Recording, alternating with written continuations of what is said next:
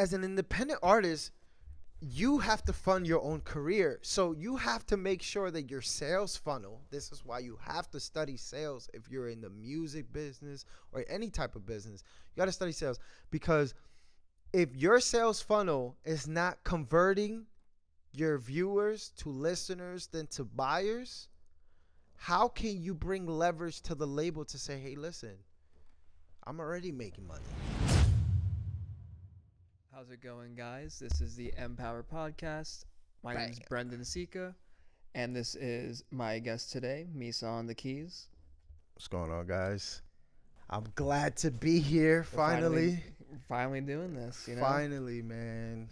Finally, it's game time. So I'm excited to be here. So it's going to be fun. I'm into this. It's a new journey. So tell me a little bit about yourself, man. Like, give me some background. Okay, so let's break it all the way down, right? Mm-hmm. Personally, like, what you want to, first of all, what you want to start with? What's the background you want to know? Well, I'd like to know how you got your stage name, Misaonthekeys. Damn, how did I get my stage name? So 7 years ago, it's like 7 or 8 years ago, I was in the studio. I was talking to some people that I was with at the time, and I was trying to figure out what to call myself as a producer. Right. So I didn't really want to do the whole on the beat thing, because everybody is something on the beat, or just the regular stuff. I was trying to find something different, and of course I play piano, so everybody was like, oh, how about on the keys, and I'm like, it's still got I got the ring, but it's just to switch out the key. So I said, you know what, I like it, so I'm gonna try it out, see what happens. So it was, I'm Misaonthekeys. I'm like, this sounds smooth, Misaonthekeys, to a point where it's like, I'm Misaonthekeys. And it stuck. It really just. That's it. Everybody calls me Misaonthekeys. That's what I go by. My full name is Misael. Everybody says my name wrong, so I said, you know what, just call me Misa. So it's just. What nationality is that? So I'm Dominican, right? Right. But my name actually, it comes from the Bible. It's a Hebrew name. Okay. So so check that out in the book of Daniel's. And everywhere I go, everybody's saying my name wrong. It's Mikael, Michael. They call me everything but Misael. I wonder if it's a derivative of like one of those names, Michael or Misael, is, it can go trace their origins back to like one name or the other. Yeah, because look, when you actually search it up in the Bible, it's in English is Mikael. There you go. Or no, I'm sorry, it's Mishael or something like that. So of course, it's close to Michael or whatever the case might be. But it's like when people say my name or they're looking at the paper, they're almost like scared to say it because they know they're about to say it wrong, and they still say, they put Misael. Like where's the Y? Oh, believe me, I know what you mean. Like, try having like my last name. It's Italian. It's Sica, Sica. They say everything else is like Sica, or my first name is like Branden. Right. Like, they can't just read like what it says and just say pronunciation does wonders, man. So, more of the story. It got stuck. It was like Misaonthekeys. Everything I did from that point on was Misaonthekeys. And it's all about building that brand, and I didn't have any reason to change it. I know producers after a while they switch their names, but I look at it like this: every time you switch your name or every time you switch your brand, it's like starting all over again. Oh yeah, right? It's like starting from like day one. Exactly. So some people are like, yo, why you don't switch it up? Like, start fresh, new year, new you. It's like, nah, it's like Misaonthekeys. Yeah, like, that's at this point, that's who I am. Persistence. You know what I'm exactly. If anything, I'm gonna push Misaonthekeys, where even if it's 20 years down the line, it's still hot. It still sounds cool, you know, because that's our job as brand builders, you know, to enforce the brand. Yeah, and there's a lot of people who do switch up their names over time, but I feel like that one's actually catchy, rolls off the tongue. You're right. Right. It just Yeah. sounds cool. Misaonthekeys. It works. It just works. Why change it if it works, right? Right. Speaking of which, Mpower Records, how did you end up starting that? Mpower Records, right? You know, a couple years back, I had a company. The first company I started was MSM Studios. MSM Studios stands for Misaonthekeys Music, Got it. right? You know, at the time it was cool, you know, but then when it got time to switch and kind of like switch it up and in that sense, because now you're not just talking about you, talking about the company. You know, I really wanted something more impactful because at that point it wasn't about me anymore. It wasn't about I'm producing or I'm making beats for people. Now it's about, okay, now I'm building something bigger than myself. Like community? A community, exactly. You know, and at the time, I remember I was sitting in, you know, my wife's, now my wife's mother's living room, and we were sitting in the, you know, we were just sitting, hanging out, and whatever. But I was so focused on trying to figure out a new name. I'm like, while everybody's chilling, just hanging out, I'm like, I need a new name for the business. So, and that's when I stopped everybody. I was like, I understand everybody got stuff going on right now, but listen, I need a new name. They're like, what are you talking about? I'm like, yeah, like we got to switch it up. I want to do something fresh. And, you know, we went through like 2 hours of just names and how it looks. It's and trial and error. that's it, you know, finding words that are powerful. I'm like, you know, just what are we about? We're about empowering artists.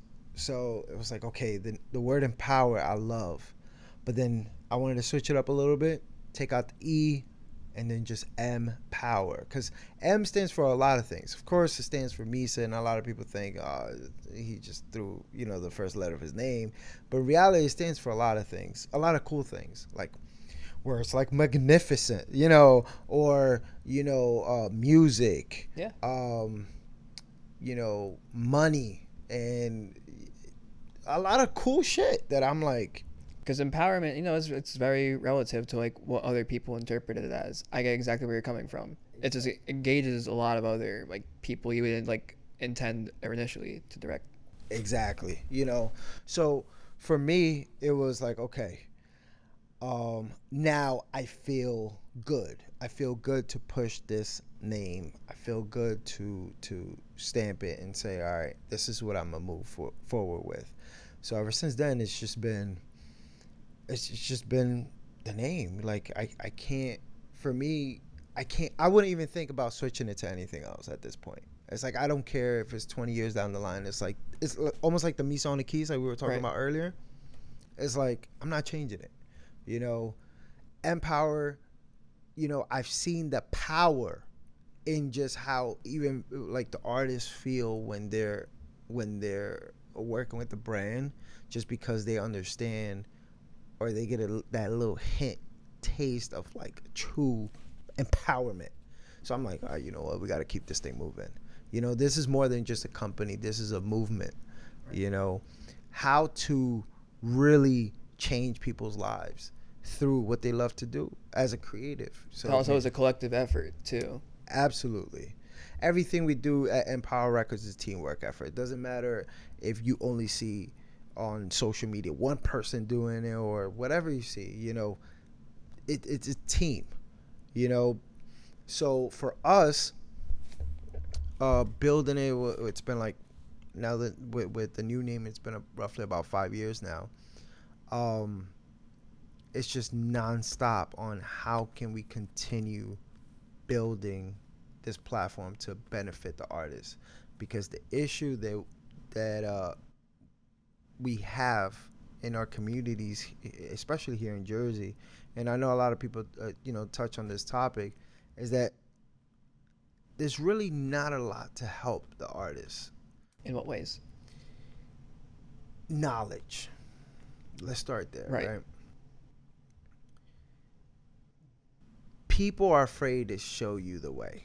Why? Because they feel that if they help you, you might screw them over. You might either surpass whatever you think the race is, without realizing that teamwork. That's where the true power is. Like if I help you, you're essentially helping me too. Yeah, it's karma, and it's the collaborative mindset instead of the competitive mindset.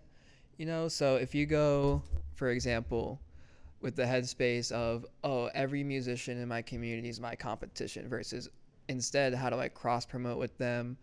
You're helping them, like you're a feature, or vice versa. Like there's two ways to go about it, or whatever. No, and I'm gonna touch on what you just said, because all that, like especially the cross promotion and all that stuff, right? Let's break it down for a second. If you have 50 cents, right? And I have 50 cents, and we are not together, like in terms of, let me restart that, right? I'm gonna break this down because I want to make sure it's clear. Okay, so let's just say you have 50 cents and I have 50 cents, right?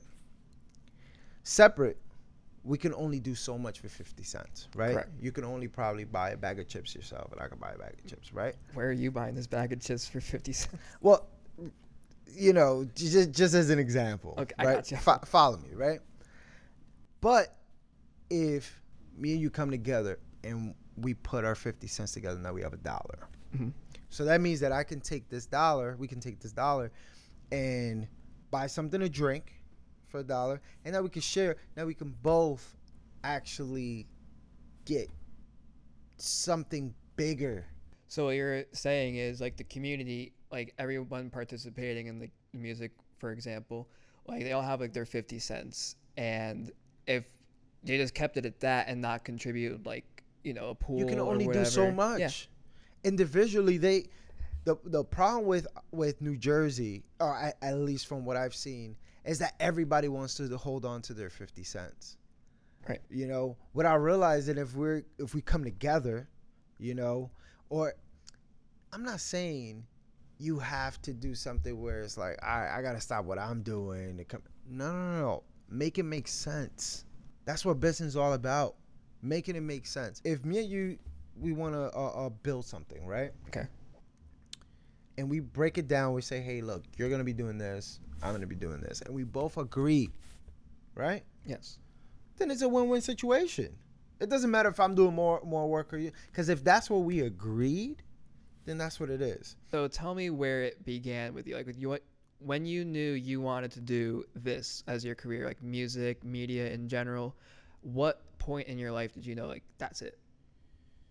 Okay, let's break it all the way. Let's bring it all the way back, right?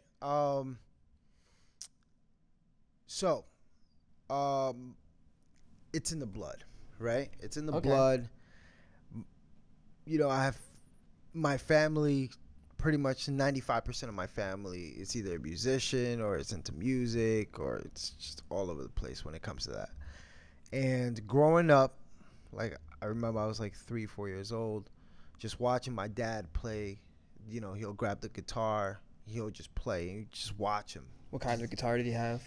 A classical, like an acoustic? An acoustic, okay. Classic, like a nice clean guitar.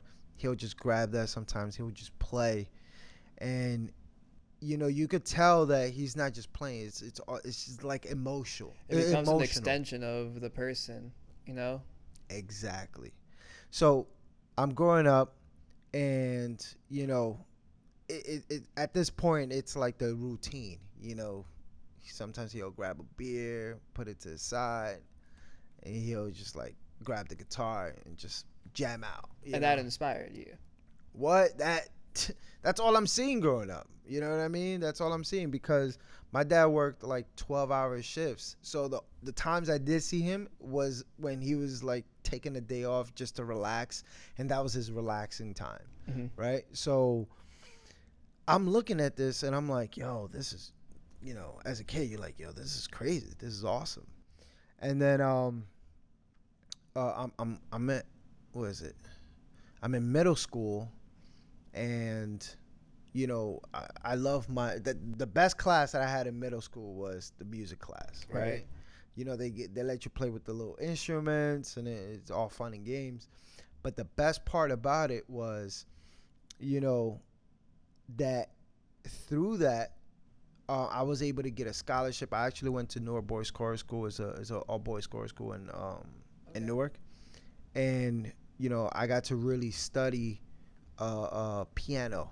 Because that was your first instrument. Yeah, you could say that. I mean, honestly, I have a family full of musicians. Like my brother, he's a musician. He plays bass, drums, guitar. Like we all just grab instruments and go. Like whatever you could find and just like that's learn it. And before we had instruments, we had pens, and my mom hated that because the walls got filled with ink. That's really how. So how like you just chose the outlet that was like less messier. Exactly. You know what I mean? And I just got to really enjoy piano once I understood how to play it. And at the beginning, because learning an instrument is difficult, because it's like learning a whole new language. Yeah, and you want to give up sometimes too. I feel that all the time. Yeah. Until it finally clicks. Mm-hmm. Until you're like, oh shit, like I finally know how to play very. Yeah, like it's not as intimidating as like you thought it was when like you're a kid. Like for example, I play guitar. I play a lot of other instruments like synthesizer. I do beat production with like drum machines. But when I was 9, I first picked up the guitar, and I'm like, it is really confusing. It took me until like I was about 10 or 11 to actually get good at it. So I would have just guitar teachers like show me like tablature and like reading sheet music, and it didn't click until I had one teacher in Pennsylvania. And as soon as like he just taught me in the way that it made sense for me, I didn't want to put the guitar down. I was just like out right after school, practice for a couple hours, like go to bed, like same thing. It was like routine, and then it just compounds over time. Like with piano, how long did it take you to get good at it? Jesus, years, man. A lot of 2 to 3 hour home practice sessions, where you just sit there and play the scale over and over and over again. And then when you think you got it, you play it again and again and again. Got to a point where my mom was like, all right, yo, like, that's it. You know what I mean? Like, give us a break, because I would just play the thing, over and over again, because at the end of the day, that was my escape. Everybody has an escape, either an outlet, something. Right. In music, it's like, yo, if I was feeling sad, mad, angry, whatever the emotion was, I would put in the piano. If all I'm doing is playing scales, I'll play the scales lightly because I'm happy, or I'll play very upset, or, and really push those keys to a point where it's off, finger, what is it, muscle memory. Yeah, just because like routine, like second nature. That's it. So when people see me play the piano with my eyes closed, they're like, yo, it's like, yo, at this point, it's like I know the piano from the back of my hand. Like it's not a big deal for me, because I really put a lot of time, energy into this. So how did everything start for me? Of course, the influence of my parents, and my family members, musicians. But what really motivated me when I was in high school, right? And, everybody was talking about like college and doing all this. And I'm like, if I'm going to do something for the rest of my life, I'm going to do something I love. Like go all in. And go all in. Like I didn't have a doubt in my mind that it was not like going to be music. I'm like, this is it, because I know that when I'm making music, or where I'm doing anything around music, it could just be like me recording somebody make music. It's not a job for me. Like you're just in that state. You're in that flow state. Exactly. Yeah. Like I could really dive in and give my all to it. And that for me is more powerful than anything. So because I understand how I feel about it, right? I have an idea, a really good idea on how others feel about it. Like, so if you're an artist and you're telling me about your music and you're trying to explain to me the passion that you have for it, like, I get it. Yeah, that law Like- of state transference. Like trust me. You know, I'm not just speaking, you know, in terms of like, oh, I run the company, so I'm just in the business side of things. No, like I turned it into a business because that's all I wanted to do. But that the feeling of I just want to be able to play, or I just want to be able to sing, or I just want to be able to be on stage and show the world what I got. Like, I get you. But you know where it all changes? Where now, even though that's what you love, you need to put the time in to structure your business. That's when the action comes in. That's when the real action comes in. Because one thing is for you to be very passionate about what you love, and that's fine. But then now you're going to be stuck in the, okay, since I don't know how to turn it into a business, I'm not making any money. That just becomes hobby mode. And now you're in hobby mode. And then you get upset that people that are not, quote unquote, as talented as you are in a better position in their craft than you are. And honestly, you shouldn't look at it like that, but because we have a social lot of people media, do. A lot of people do because they have like that fear of missing out, and they'll compare themselves to other people. And I don't really like. People have their different stages, you know. Like, you can't measure your rate of growth based on another musician's like position where they're at the moment. Because who knows what they could be doing in 2 years, and you don't know where you could be in like 2-3 years. Absolutely, anything could change, especially in this business. Right. You know, one day you're just sitting at home doing, you know, whatever you're doing. The next day you're on tour or you're doing something huge. So anything can change.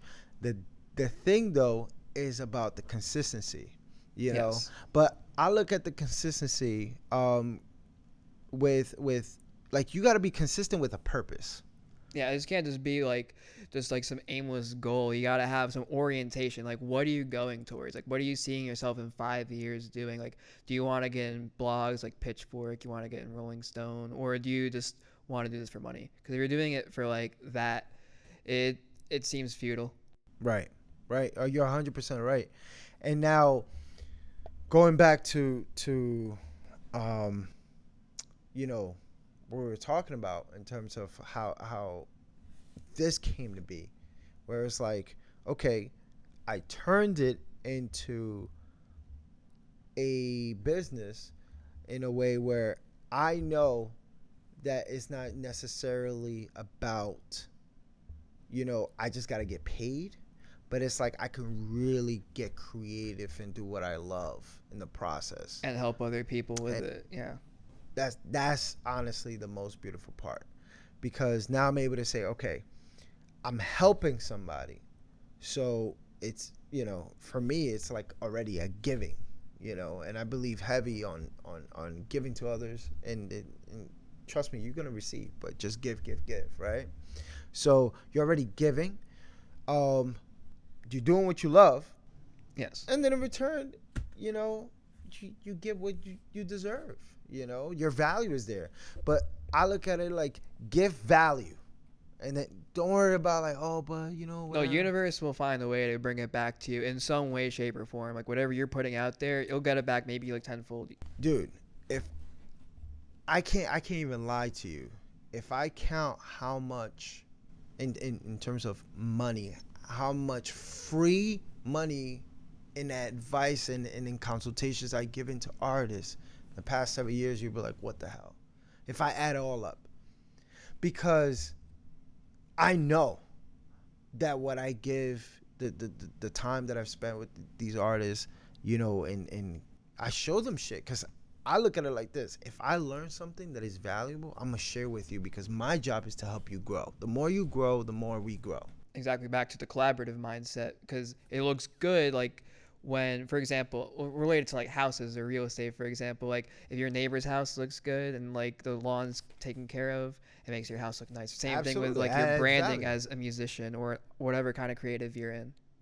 You're 100% right, man. And it's a little unfortunate that you could sit down with somebody, break it down to them, and 95 of those people, 95% of those people that you speak to, they don't listen. You know, It doesn't land. It does not. It's almost like you tell them the blueprint, they're still wondering why they're still in the same position. But hey, I'm not here to judge. My job is just to help as much as I can. So if you take it, great. If you don't, on to the next. You know what I mean? Just don't get upset when you're still in the same position, because you've gotten the knowledge now. But now the knowledge by itself is not going to do nothing. It's apply knowledge. Yeah, it's like you have the information and like you know what to do. Your problem is you're just not implementing it. Exactly. So for me, these past 7-8 years have been all about, okay, I learned something, how I can execute, how I can take what I just learned last week and put it to action. Right? If I just learn how to do this, all right, that's how I stay ahead of the curve. So when artists or creatives, they're asking me questions, oh, how do we do this? They're like, oh, okay, I already know how to do it. I already know how to Like put it. marketing, branding. Whether it's marketing, branding, from videos, photos, everything, because at the end of the day, they all tie to each other. That's why we started this whole business development company in the first place, because, every artist like, oh, well, I don't need a label because I'd rather just be independent. But it's like, you're not even running a business. So It's not even an LLC. It's not even an LLC. Yeah. You know what I mean? Like, if anything, what you should be focusing on is structuring your business. Like at least take some business courses, like sales, anything in that realm. Yes, like if you I agree. focus, like you could be like the most talented producer. They can be making beats consistently, but if you don't know how to like get it to the people, like that's the marketing end of it, you know? Otherwise you're prospecting, you're just going out like just DMing people consistently. Bro, you want to hear something funny, right? Yeah. I had this conversation the other day with an artist, and I said to them, what are you doing for your marketing? He was like, I'm doing all the Facebook, Instagram post stuff. Or like I put $5 or whatever to see how people react. I'm like, all right, great. But it's like, it's not working. I was like, well, look what you're doing. You're putting minimum work, expecting maximum results. Yeah, like I understand the Pareto distribution. I can't even speak today. The rule where it's like 80% of your results is from 20% of like the work that you do. So that applies towards like all kinds of businesses. Like Absolutely. Yeah. But that's why you have to try a lot of things. Because Yeah. you're going to fail a lot. Exactly. You could be like, having all these like, let's say like you have 10 different campaigns or whatever, but two of those actually are effective. The 8 other ones, those might have been like that part of the trial and error where it applies with the Pareto distribution. That 80% of your effort didn't get any results, but that 20% did. You generated leads to your website, whatever the case would be, your Spotify page, something like that. Yes, 100%. And also doing massive, I call it the earth shake, right? Okay, explain. I call it the earth shake. Pretty much is, you want to make sure you shake the earth, right? Okay. But I had a better word for it. Impact. But simultaneous impact. Okay. So let me start that over. So in today's world, right, you want to be able to make simultaneous impact, right? Okay. What that means is, you have to, if you're doing a marketing campaign or anything, you're releasing a song, you're releasing an album, or you just want to expose what you have going on, you want to make sure you do something big. It like really smacks like people. Shooting for the moon if you miss aim among the stars concept. Yeah, that's it. Exactly. But what I really mean by that, on top of that, I really mean, like, if you're going to drop a blog post, right? Let's say you got a blog to write about you. That's one blog out of hundreds of blogs, right? If you're going to do one ad, that's not doing much. Like that's the whole campaign, just one like Instagram ad. Yeah, either one Instagram ad or just one little promotion tool. Like, if anything, if you want to do simultaneous impact, everything has to come out at the same time, because that's what's going to get everybody to be like, yo, hold on. This person is talking about it. This person is talking about it. This person You is, have different channels for it to like, yeah, be like, heard. why is everybody talking about this person? I need to go check this person out. Might be something worth seeing, might be something worth listening to. So if anything, if anybody takes anything out of this video, is, yo, put all your efforts to create massive exposure at the same time. Exactly. The little ad by itself can't do much. The blog, that one blog that wrote about you, that's, I mean, it's cool. It's some good clout, but you want that compound. Like, you want the consistency. Like, you get like a PR team, and then they constantly put you in like different articles or the yes, interviews, but whatever. but even that though, if you think about it like this, right? Let's say today they post you, 2 weeks later they post it's something else, somebody else posts you. Okay. It looks cool, but what happened is today, the first post, right, is gonna dry out. No, everybody's gonna forget about that because of our attention span. Oh, there's like, too much going on. Yeah, I like, look at my phone, I see I'm something not new all the remembering time. that everybody's talking about you because they talked about you 2 weeks ago. I don't Mhm. remember what I did yesterday. You get what I'm saying? So Yeah. now you're telling me that you got a blog wrote about you today, and then 2 weeks later they wrote about, like, okay, like, there's nothing where it's gonna make me be like, yo, I need to go check this guy out. Like, he got Like some- nothing that's like channeling that traffic into another like site. Exactly. There's no, actually, there's nothing that makes me, as a consumer, right, of content, Right. but like, I need to stop what I'm doing and check and figure out who the hell you are. Give me an example of someone where you seen that like worked. Like, what would give me an effective? Every famous artist.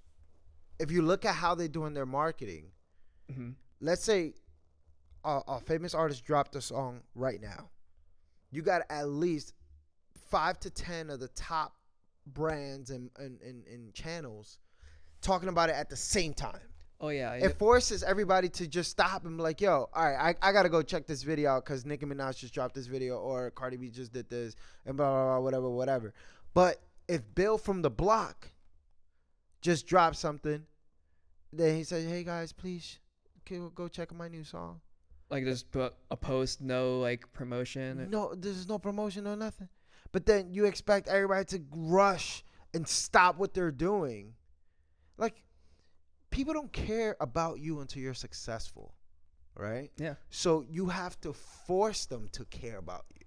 And the only way is to get in their face. You feel me? Like, if I want you to stop what you're doing and I want you to listen to me, I have to literally, like, stop all distractions and say, yo, look, I'm here. Like, hear me. Yeah. But if you don't have the channels to force people to, like, really stop, then you're missing out Because like otherwise they're prone to all these other distractions too. every single second. Know who I think is a master at this though? Kanye. Of Like, course. you've been following the whole Donda release? Because I have no choice. Exactly. It's everywhere. I'm seeing it on the news, and I'm like, man, Kanye's 10th LP. It's already on like CNN. I'm like watching that headline, and I see it on Apple Music, and I'm gonna go listen to some music. Exactly. And I'm checking Spotify all the time now because I'm like, when's it dropping? When's it dropping? Because that's what everybody's talking about, and you as a consumer, you have to stay on top of it because you don't want to be left behind. No, and I have the fear of missing out. Exactly. Like my friend Michael, he'll just be like, "Oh, you watching the second live stream?" Like, there's a second live stream, because I saw the first one. He's like decked out in like some like red jacket with a mask, and then the second one, it's like he's wearing all black. He looks like, I don't even know. He just looks postmodern as Because all hell. Like, but that's the marketing. yeah, That's like, okay, now I got the people's attention. I got to give them something to talk about. So that's another thing too. As an artist, you want to think about, okay, how do I get the traffic, And two, once I get the traffic, what am I going to be offering these people? Like, am I just going to say, hey, thank you for coming in. Here's my song. Enjoy. And then when you're done, take care. That's the problem that 95% of independent artists have. That's a good way to look at that, you know, because it's like you're just showing them the song. Like, what do you expect them to do? Like, what's their takeaway after they leave your site? That's it. Like, as an independent artist, you have to fund your own career. So you have to make sure that your sales funnel, this is why you have to study sales if you're in the music business or any type of business. You got to study sales, because if your sales funnel is not converting your viewers to listeners then to buyers, how can you bring leverage to the label to say, hey, listen, I'm already making money? Yeah, you got to show that you're producing an ROI for yourself before like anyone wants to sign you. Right. It's like if you get like, let's say, a physical distribution deal, and you have like 1,000 like presses of vinyl. Like, how are you going to sell that? Have you proven in the past that you can like push physical copies? Like, what's your evidence that they should like you're a good investment for that label? Exactly. You know, people think, oh, well, once the label signs me, I'll be straight. It's like, bro, that's where you're externalizing. You're externalizing your own self like value as an artist or an entity in whatever field like you're pushing content out, and you're waiting for like, oh, once I get that check, like then I'm straight. But why don't you start before? Like, be as if you have those things that you're waiting for the label to give to you in the first place. Exactly. Like, that's the whole part of an independent artist. Yeah, man. Like, it's a very like it's kind of an archaic concept if you look at like a record label. That's why they're like shaking in their boots now, because they're losing money, especially since COVID. But the thing about the labels, if anything, they understand how to like be on top of like the next thing, right? So let's say, for example, right now the next thing is the NFTs and all that stuff. That even though the like the main population, of artists trying to get in the industry or already in this, they still don't understand it too much. The labels are already putting it together. Like, they're already ahead of the curve. They're trying to get whatever stream of revenue they can get. Dude, it's like that's their job. That's why when COVID hit, they was like, all right, well, we're gonna set up these things so we could get the viewers to pay and do virtual shows, and they have to make money. Like, that's their job. That's what the label is. The label is the business of the artist, right? And that's where they're able to sign an artist, say, hey, listen, I already have a system that if I drop you in my system, we're gonna make money. That's where they're coming to you. That's their leverage. Right. So they're going to say, hey, listen, you're going to get a 20% because we already have the business. So we're going to do everything for you. But your 20% now is going to go from your $100 that you were making at your crib to $100,000. And then now that's up to you to be like, is that good enough money? Or is that something that now, oh, wow, it's a life-changing thing? For some people it is, and they get stuck to a bad deal. And then some people it isn't, and they know what they're capable of. Like, explain 360 deals to me. It's a pain in the ass. I've heard. Okay. I heard it's like some kind of like negative. Put it like this: anything you do, entertainment related, mm-hmm. you could be an actor tomorrow. They're gonna get that money out. You know what I mean? Mm-hmm. It's just how simple it is. For 360, think about it full circle. Anything entertainment.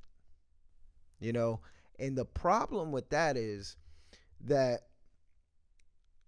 if you don't make whatever X amount of money, depending on the contract, every contract is somewhat different because every artist is different, every label is different.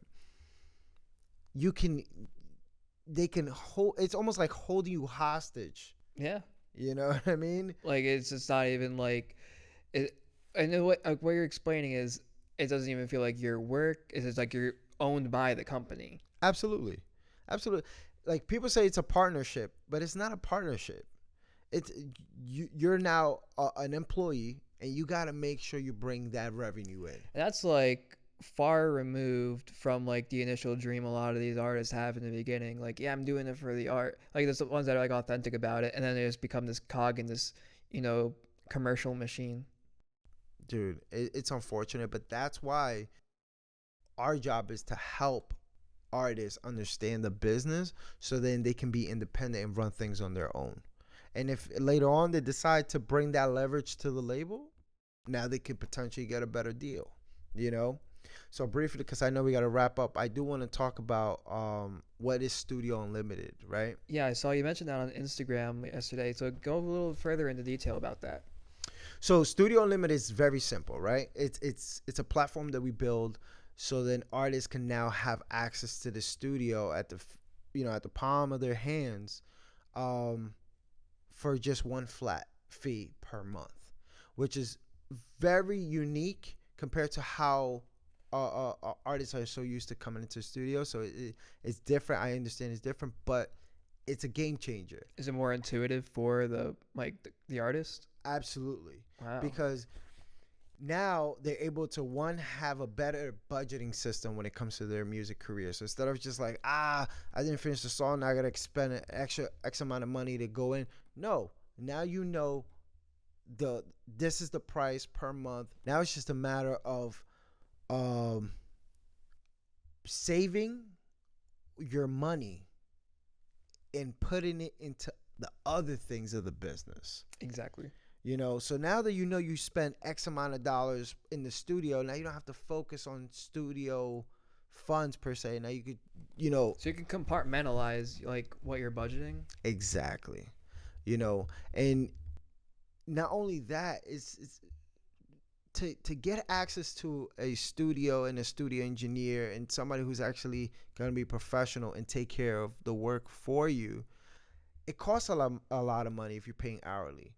And if you add it all up, an average artist is spending, at least, if you're doing what you're supposed to do with your music, at least $600 to $800 a month minimum. So we said, you know what? We don't mind losing, right? As a business, as a studio business, Yeah. because we understand that the more they get done, now they can grow their business more, which essentially is helping us because now we're They're able to coming say, back. exactly. And it's a feedback loop. That's smart. We're able to say, hey, because Mpower or because of the studio, I was able to get this, and this done. Yeah. So, you really build good relationships with these artists and the engineers, and that's what it's all about. Instead of just like a 2-hour session, it's just kind of all wanky, because by the time you're done with the session, you're like, yo, I just got warmed up. Now I'm ready to say, hey, today we couldn't get it done. It's cool. Let me just book real quick. Wow. Boom. I'm on to my next session. Next session Do tomorrow. you know anyone else doing that? No, there's nobody else doing that. Pioneering right here. That's smart. Don't get me wrong. I know that people are going to try to copy, but it's okay. If anything, that's what we want them to do. We want them to copy, because we want it to become the new normal. So that artists all over the world. You're setting the new industry standard. Exactly.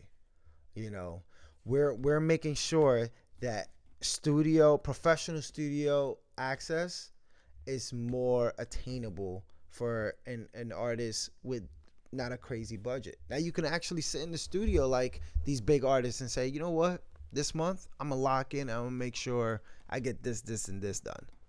Right. Without spending so much money and just going crazy with your budget. And we'll also have a link for that in the description of the video, whichever platform you're watching this on, like on YouTube.